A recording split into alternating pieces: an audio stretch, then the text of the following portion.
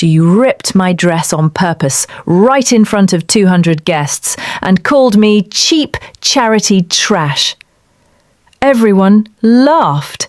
Even Mum clapped. So I don't. This is going to get dark.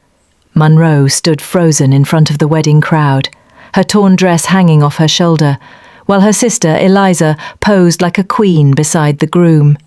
Eliza smirked as if she just removed dirt from her shoe. "Didn't I tell you to wear something normal?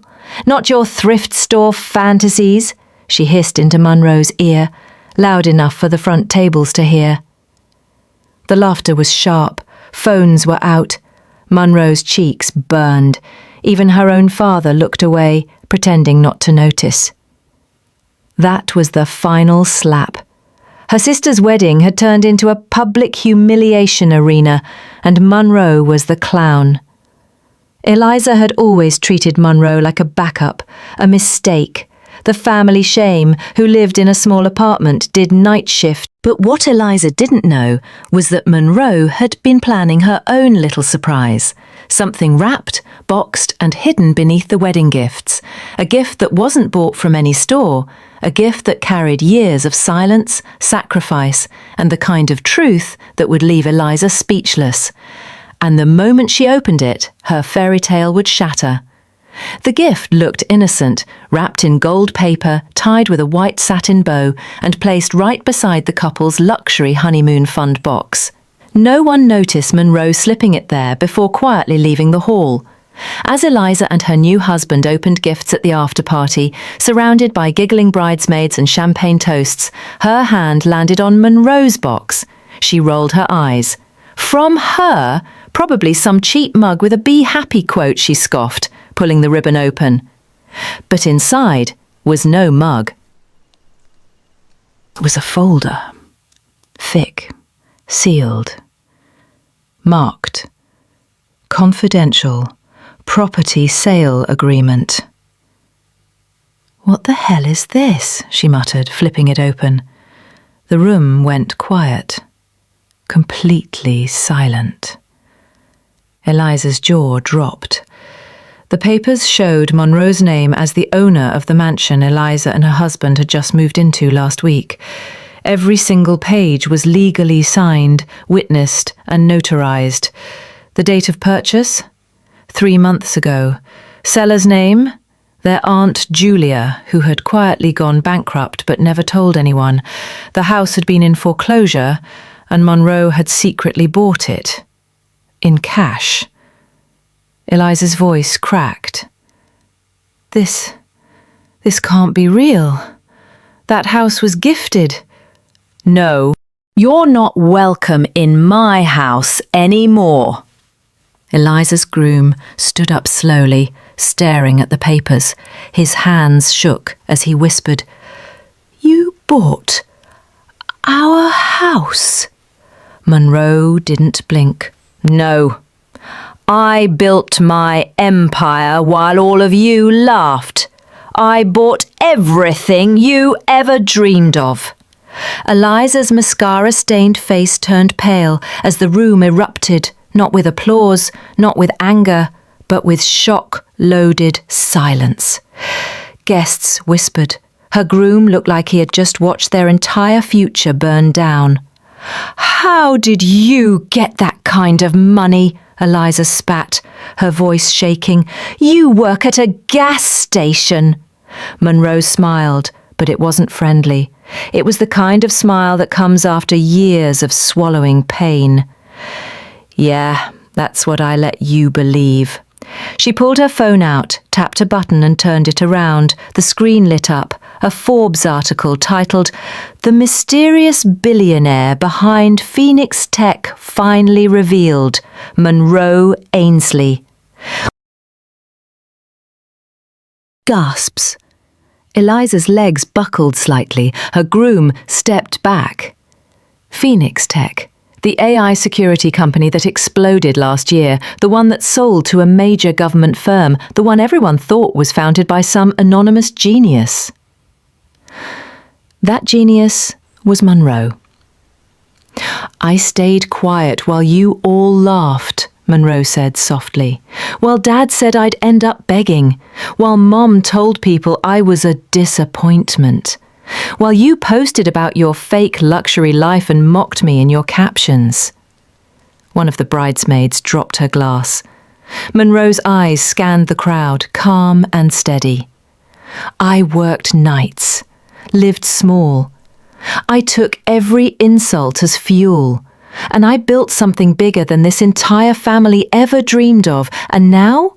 She stepped closer to Eliza, voice. She lied, Monroe cut in, like she always does, but now she'll pay the price. Eliza opened her mouth to speak, but no words came out. The girl who humiliated Monroe in front of hundreds now stood, completely exposed.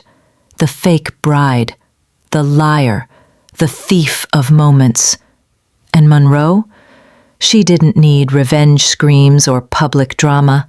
Her silence was louder than anything else. The next morning, the wedding story had gone viral. Someone had filmed Monroe's reveal, and within hours, TikTok, YouTube, and Twitter were flooded with clips titled, "Sister Destroys Bride with One Wedding Gift." She thought her sister was broke, but she owns the mansion. Phoenix Tech founder was the family's underdog. Not anymore. Monroe didn't post a single thing. She didn't need to. The world was doing it for her. Eliza, on the other hand, woke up to a nightmare. Sponsorship deal, bully, and queen of karma. Her groom barely spoke to her, and her inbox full of eviction warnings from Monroe's lawyers. Back at Monroe's quiet apartment, now just a formality since she owned 3 penthouses across the country, she sat with her laptop sipping black coffee. She was calm, but her heart was heavy. Not with guilt, with disappointment. She'd never wanted revenge, she just wanted respect, a seat at the table, a family that didn't treat her like garbage. But they forced. Tears streamed down Eliza's cheeks. "We're sisters." Monroe paused, her voice didn't shake. "Sisters don't rip each other down to feel taller." And then she turned, walked back inside the glass building she owned, and didn't look back. 2 weeks later, Monroe sat on stage at a Women in Tech summit, dressed in a crisp black suit, a soft glow from the stage lights behind her. The audience, 1,000 strong, listened in silence as she shared her journey. "I was called a failure by my own family, mocked at dinners, laughed at in group chats, not because I failed, but because I dared to dream quietly." Camera flashes flickered. A giant screen behind her showed a side-by-side photo, one of Monroe in that torn bridesmaid dress, and the other of her now, powerful, calm, and untouchable. They told me I was wasting my time, that my startup would never work, that I'd be flipping burgers at 30. But I didn't fight them. I didn't argue. I worked in silence. I let their insults build my fire. Thunderous applause. Backstage, reporters fought for a moment with her. Brands lined up for sponsorship deals. A major tech magazine called her the quiet queen of Silicon Valley. But Monroe's eyes, they were on something else. Her phone buzzed. A text from Dad. "I'm proud of you. I'm sorry I didn't believe in you." Monroe stared at it for a long moment. No anger, no rush of revenge, just a deep breath. Finally, she typed back one word. "Thanks." At that exact moment, Eliza was seen packing the last of her designer bags into a borrowed taxi. Her fairy tale life now reduced to guest rooms and rejection letters. Brands had dropped her groom had left her, and her followers, most of them were gone, because in a world full of fakes, One truth had exploded. The underdog they laughed at became the woman they could never touch. The end.